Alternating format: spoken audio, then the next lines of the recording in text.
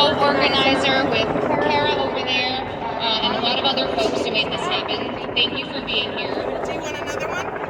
We are here today because the Supreme Court is hearing Dobbs Mississippi Jackson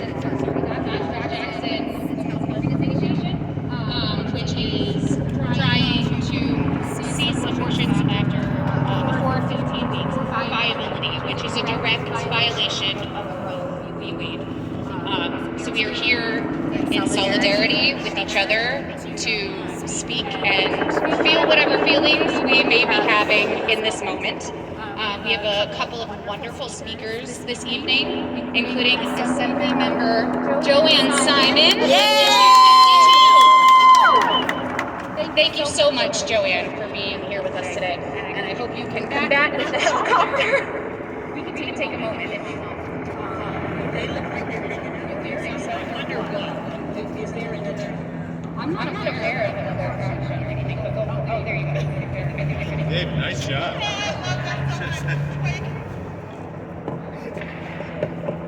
I'm going to leave this here. You can sit here.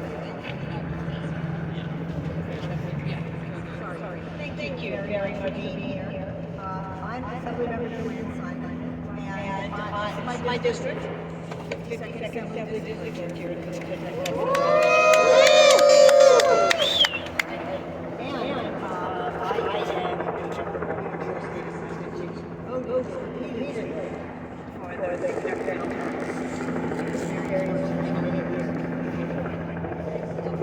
Hold it closer, Sam. I'm going to give a couple of more closer.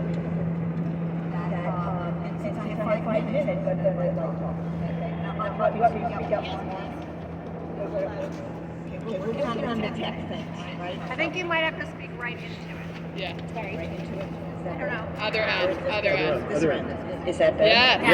That's better. She was, no offense, I was holding it upside down. the young person was holding it upside down. I just want you to take a moment to notice that point. Okay. So after many years of fighting, New York finally codified Roe versus Wade in 2019 because we finally got a Democratic Senate majority. That really mattered. So everything you did to help change that picture, every IDC member that you helped defeat made a difference for the lives of people who get pregnant in New York State and who may need abortion care. I also want to lift up and thank my sisters and a few brothers as well in New York Assembly who fought for this for so long. So thank you, Assembly Member Deborah Glick, who is the lead sponsor and who stood up so well debating the Republicans who were often leveling idiotic and insulting arguments in opposition to the bill. And I also want to thank those Assembly Republicans who voted for the Reproductive Health Act year after year. There weren't many, but they were there every single time because they believed in a woman's right to abortion care. So I'm proud to have been a sponsor of the RHA, but also the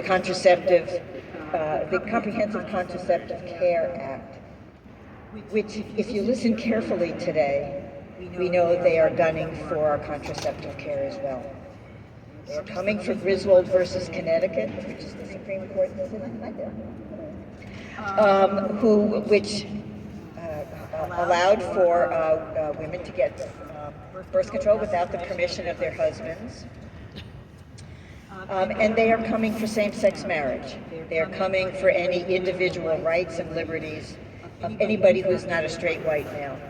And yes, Amy Coney Barrett, they will infringe on your rights just as soon as looking at you, as soon as they can. And I mention that because of her arguments today, her questions, and because, of course, she took the seat of Ruth Bader Ginsburg.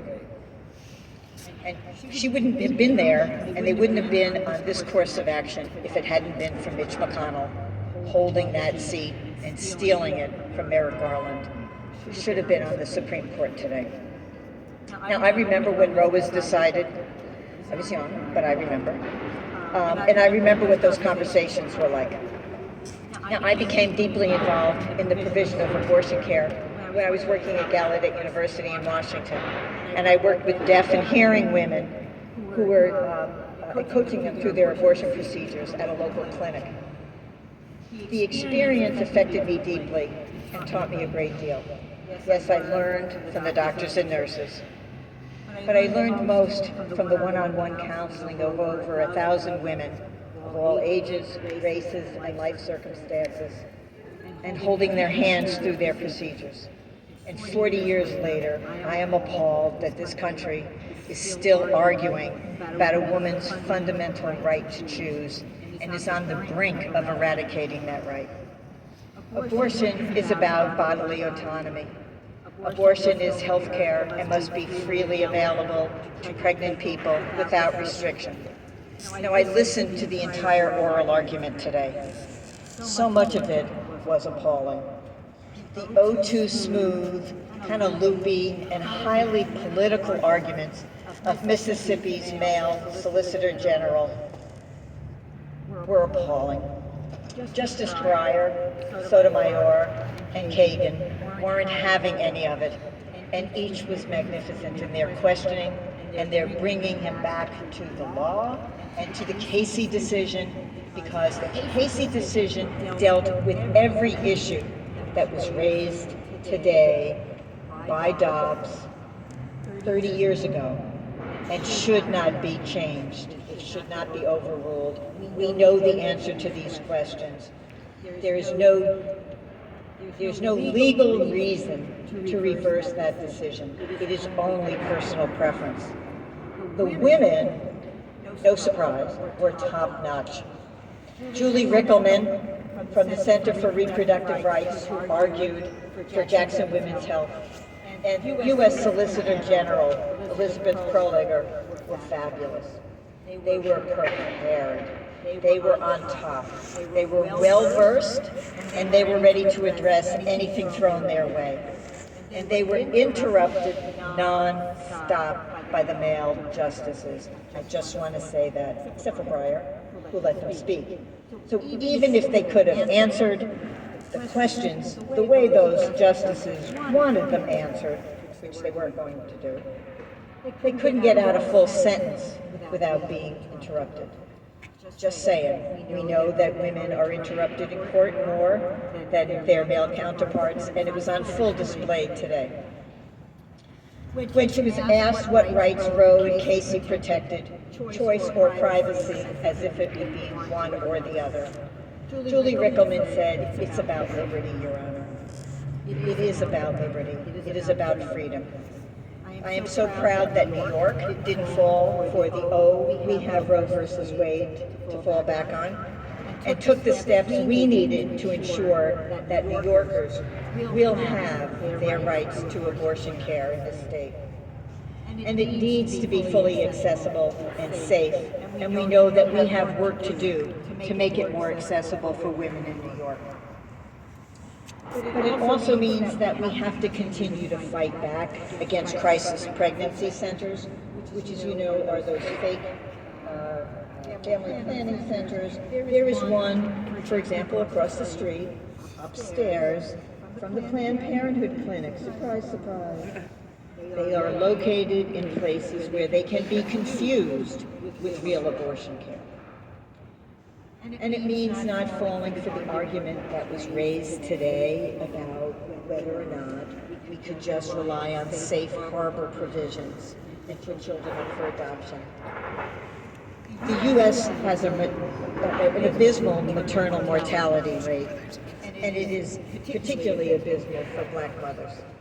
So, no, forcing a person to carry a pregnancy to term against their will so you can feel righteous about it is not acceptable. It is sexual violence, and it will kill women and pregnant people. And so, for those women whose hands I held, the mothers of 5 with dangerously high blood pressure, whose husbands refused to use condoms, the women working on Capitol Hill who were paralyzed with fear that someone would find out, And for those who touched me so, those 13, 14, and 15-year-olds from all areas of Washington, D.C., with already difficult life circumstances, and whose pregnancies were most likely the result of rape or incest, but who had the guts to place their trust in some woman that they would never see again as she held their hand through these procedures, their first visit to a gynecologist. I will continue my advocacy for abortion care and my fight, and we will not give up this fight. We may lose in the Supreme Court, but we know what we have to do in Congress, and that is pass the Women's Health Protection Act, because then we will have a federal right passed by Congress, and we won't need the Supreme Court's imprimatur. Thank you very much for listening. Very long speech.